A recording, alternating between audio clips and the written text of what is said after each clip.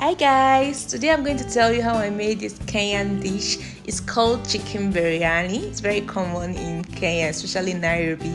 I ate it, I loved it. So let's get right into it. First, I start by heating my pan and then I add some oil.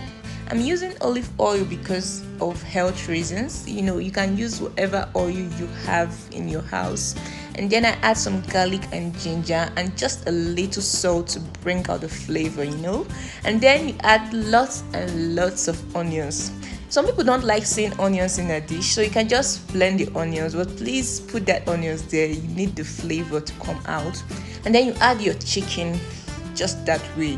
Some people, season the chicken and marinate it, but for me, I don't have time for that. So I just put it right into it and then go ahead to season the chicken just so the stock can come out. To season the chicken, I'm using some bouillon cubes and then some garam masala. This is very important, guys. It's the main flavor of the dish. So if you don't have garam masala where you are, I will post the ingredients that they used to make it in the description box below.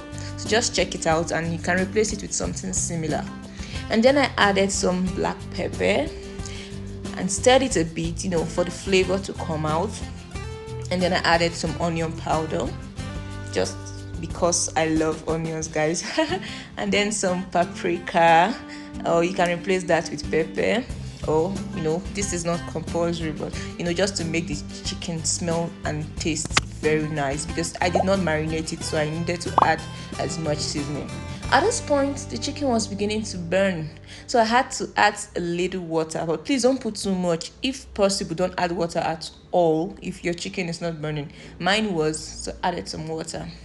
And then I added some salt and then some curry powder, and then I allow it to simmer for like 5 to 10 minutes, stirring it occasionally to make sure it doesn't burn. Then you add some blended tomato or tomato paste. This is just like a blend of tomato, pepper, onions, garlic, ginger. And this, you cannot miss this. This is the fermented milk. You can also use unsweetened yogurt as a replacement, and then just stir it. This is it, guys. This is basically it. Your dish is ready. And just to give it that West African dish, I added some crayfish, and 15 minutes later my food is ready, guys. Ready to eat. Very quick, very easy, very yummy.